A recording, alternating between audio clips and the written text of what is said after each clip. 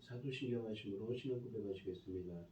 전능하사 천지를 만드신 하나님 아버지를 내가 믿사오며 그 외아들 우리 주 예수 그리스도를 믿사오니 이는 성령으로 잉태하사 동정이여 마리아에게 나시고 본디오 빌라도에게 고난을 받으사 십자가에 못 박혀 죽으시고 장사한 지 사흘 만에 죽은 자 가운데서 다시 살아나시며 하늘에 오르사 전능하신 하나님 편에 앉아 계시다가 저리로서 산자와 죽은 자를 심판하러 오시리라. 성령을 믿사오며 거룩한 공예와 성도가 서로 교통하는 것과 죄를 사하여 주시는 것과 몸이 다시 사는 것과 영원히 사는 것을 믿사옵나이다. 아멘. 찬송가 212장입니다. 겸손히 주를 섬길 때 괴로운 일이 많으나 우주여 내게 힘주사 잘 감당하게 하소서. 인자한 말을 가지고 사람을 감화시키며 갈 길을 잃은 무리를 잘 인도하게 하소서. 구주의 귀한 인내를 깨달아 알게 하시고 굳건한 믿음 주셔서 늘 승리하게 하소서.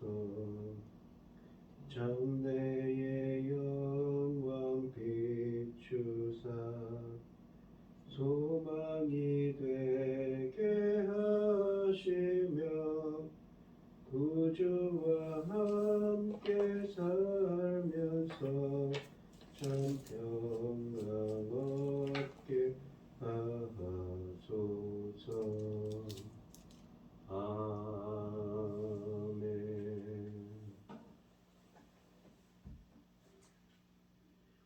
오늘 함께 하실 하나님 말씀은 신명기 1장 19절로 38절입니다. 신명기 1장 19절로 38절 말씀입니다. 교독을 하도록 하겠습니다. 제가 먼저 읽겠습니다.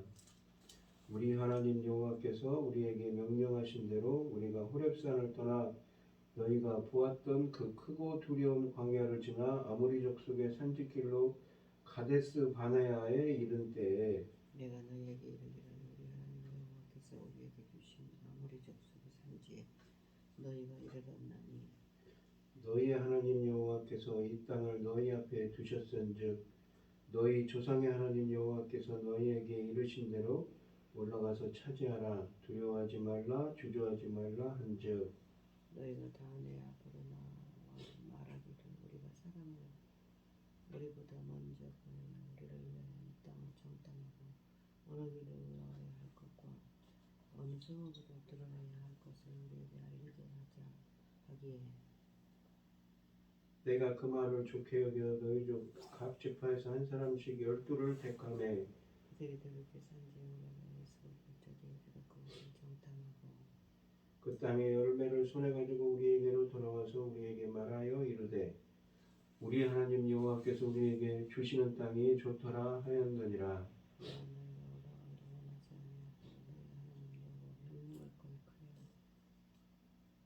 장막 중에서 원망하여 이르기를 여호와께서 우리를 미워하심으로 아모리 족속의 손에 넘겨 멸하시려고 우리를 애굽 땅에서 인도하여 내셨도다. 그 백성은 우리보다 장대하며 그 성읍들은 큰 성과 반 하늘에 닿았으며 우리가 또 거기서 안압자손을 구하느라 하나님보다 하기로 내가 너희에게 말하기를 그들을 두려워하지 말라.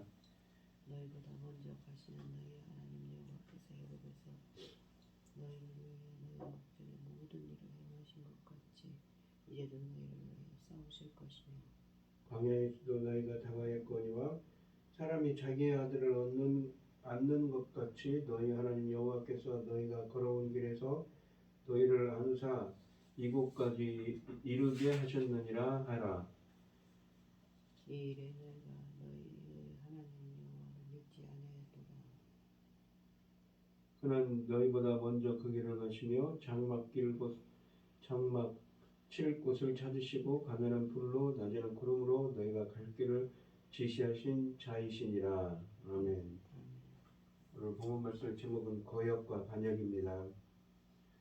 이 이스라엘은 하나님의 말씀에 따라 시내산을 출발하여 가데스 바네아로 갔다고 1장 6절과 8절에 쓰여져 있습니다. 지도자를 세웠던 일을 회고하느라고 잠시 끊어졌던 여행 이야기가 이 본문에서 재개됩니다. 그들이 호렙산에서 이곳까지 오는 11일이 걸렸다고 2절에 말씀하십니다. 이 여정 동안 거쳐온 장소들에 대해서는 민수기 이 10장, 11장, 12장에 자세히 기록되어 있습니다. 가데스 바네아는 이스라엘이 가나안을 정복하는 일에 있어서 베이스 캠프로 삼을 곳이었습니다. 드디어 이스라엘은 약속의 땅이 시내하에 들어오고 있는 곳에 와 있습니다. 그러나 가나안 입성을 앞둔 이스라엘은 마지막 순간에 하나님 믿기를 거부하는 죄로 인해 그 땅에 들어가지 못하고 38년 이상을 우회해야 했습니다. 뿐만 아니라 20세가 넘은 성인들은 모두 이 38년의 우회하는 기간 동안 약속의 땅 밖에서 죽어갔습니다. 이스라엘의 역사에서 가장 비극적인 시간입니다. 이 이야기는 모세가 민수기 13, 14장에 기록되어 있는 사건을 회고하는 것입니다. 19절로 25절은 이 정탐꾼을 파견한 일을 회고합니다. 이스라엘은 10하루의 행진 끝에 가데스 바네아에 도착했다고 19절에 쓰여져 있습니다. 가데스 바네아는 부엘세바에서 남쪽으로 약 80km 정도 지점에 위치해 있으며 약속의 땅의 최남단인 신광야의 바람광야 사이에 있었던 오아시스를 중심으로 형성된 지역입니다. 이 지역의 이름은 가데스 앤 미스반 또는 무리바로 불리기도 했으며 이 이스라엘 민족은 이 지역에서 40년의 광야 생활의 대부분을 지내게 됩니다. 본문은 이 여정을 크고 무서운 광야길이었다고 19절에 말씀하십니다. 이 표현을 통해 모세는 이때에도 하나님은 위험에 노출되어 있던 이스라엘을 보호하시고 인도하셨음을 강조하십니다. 이스라엘이 가데스 바네아까지 오게 된 것은 하나님의 은혜 때문이었기에 그들의 반역은 더욱더 상식밖의 것입니다. 가데스 바네아로 향한 길을 걷던 이스라엘 백성들은 자신들이 가는 길에 사람이 걷기에는 매우 험난하고 무서운 길이었기에 약속의 땅에 대한 기대를 한층 더 높일 수 있었을 것입니다. 안타깝게도 가데스 바네아에서 반역한 이스라엘에게 하나님 자신이 크고 무서운 분이 되셨습니다. 이스라엘이 가데스 바네아에 도착하자 모세는 그들에게 곧장 가나안 땅 정복에 나설 것을 명령했습니다. 가나안 땅은 하나님이 이미 선조들에게 주신 땅이며 이스라엘은 그 약속의 역사적 맥락을 잇는 곧 그 땅을 차지할 법적 권한을 있는 자들이기 때문입니다. 그러므로 이스라엘이 가나안 땅을 정복하는 것은 정당한 권리를 행사하는 것에 지나지 않으니 두려워하지도 겁내지도 말라는 말을 더했습니다. 이스라엘이 가나안 정복을 거부한 것은 정당한 권리를 행사하기를 스스로 포기한 것에 다름 아닙니다. 모세의 권면에도 불구하고 백성들은 주저합니다. 백성들에게는 모세처럼 확고한 믿음이나 비전이 없었습니다. 그들은 정복에 나서기 전에 먼저 정탐꾼을 보내서 정황을 파악해보자고 22절에 말합니다. 민수기는 백성들이 정탐꾼을 요청한 부분에 대해서는 언급하지 않습니다. 그 책에서는 민수기에서는 하나님이 이 지시하신 것으로만 기록되어 있습니다. 민수기 13장 2절 말씀이죠.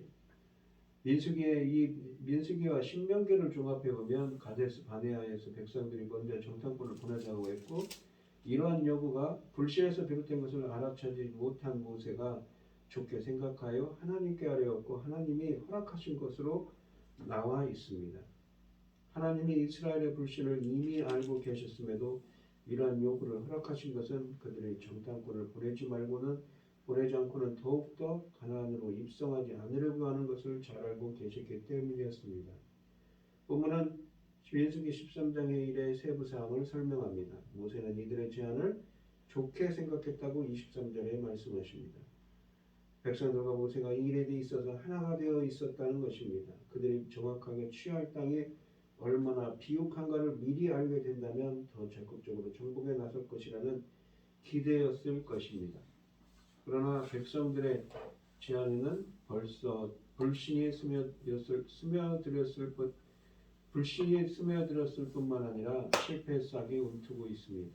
지금까지 이스라엘은 하나님의 앞서서 가신 길을 따라 이곳까지 왔지만 하나님 백성들이 먼저 정탐꾼을 보내자고 하는 것은 우리가 올라갈 길을 알아보기 위해서였다고 22절에 말씀하십니다. 하나님을 앞서가려고 했던 것입니다.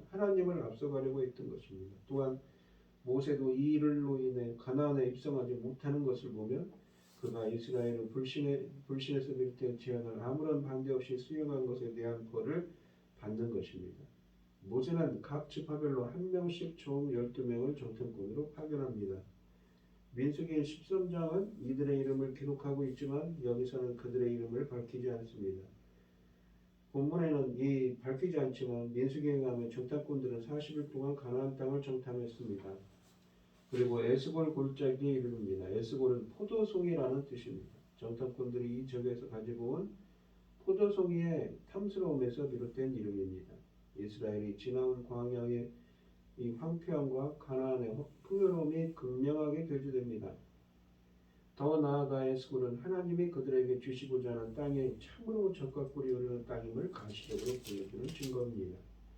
가나안 땅을 정복하고 돌아온 정탐꾼들은 그 땅에서 난 열매들을 보여주며 땅이 참으로 좋다고 25절에 보고합니다. 하나님의 말씀대로 젖과 꿀이 흐르는 땅이라는 점을 인정했던 것이지요. 민수기에 의하면 이들이 가져온 가나안의 열매는 포도, 석류, 무화과 등이었습니다. 그러나 가만히 생각해보면 정탐꾼들은 이미 가나안 땅 정복을 포기하고 돌아온 상태입니다. 그들은 분명 가나안으로 올라가는 길과 성읍을 잘 정탐하러 갔습니다. 그러나 그들이 돌아올 때에는 원래 목적이었던 길과 성읍들은 관심 밖입니다. 그들의 유일한 관심은 땅의 비옥함이었습니다. 그들은 이 땅이 여호와께서 말씀하신 것처럼 비옥하긴 하지만 그 땅을 정복하기 위해서는 치러야 하는 대가를 생각하면 그럴 만한 가치가 없다고 생각했던 것입니다. 그래서 그들은 가나안으로 올라가는 길에 대해서는 보고하지 않습니다. 민수기에 의하면 정탐꾼들이 이 시점에서 원주민들에 대하여 비관적인 보고를 하지만 모세는 여기서 그 사실을 언급하지 않고 잠시 후 28절에서 백성들의 입술을 통해 그 말이 나왔던 것으로 회고합니다.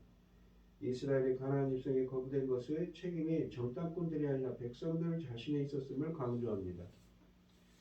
26절로 28절은 가나안 입성 거부에 대해 말씀하십니다. 정탐꾼들의 땅에 대한 긍정적인 보고를 듣고 백성들은 가나안으로 들어가지 않았습니다.